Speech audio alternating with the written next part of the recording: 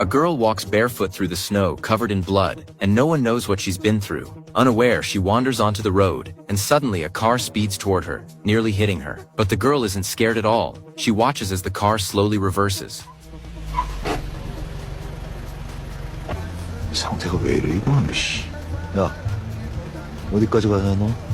태워줄까? The man in the car, seeing that the girl doesn't react, forcibly drags her into the vehicle.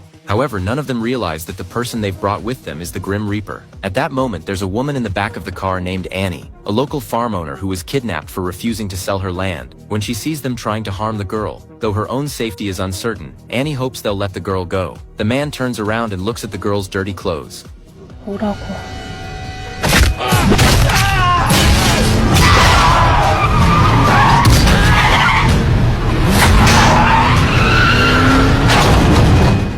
Suddenly, Annie miraculously survives. When she steps out of the car, she is shocked. The arrogant man is now lying on the ground, convulsing. As the girl is about to make a move, Annie stops her. To her surprise, the girl listens. Annie trembles as she walks over, picks up the phone on the ground and calls the police. Annie plans to run, but then she hesitates. Seeing the girl's pitiful state, Annie can't bring herself to leave. She grabs the girl's hand and heads toward the road. After a call, Annie's uncle, who works as a vet, finally arrives. Just then, the girl suddenly collapses. Annie lays her down on her lap. This is the first time the girl feels cared for. Her uncle secures the girl on the operating table and removes countless shards from her tiny body. Looking at her injured skin, no one knows what she's been through. After a night of treatment, the girl seems as though she's never been hurt at all. Along the way, the girl's eyes are filled with curiosity. This is her first time experiencing the outside world. And so, the little girl arrives at the farm.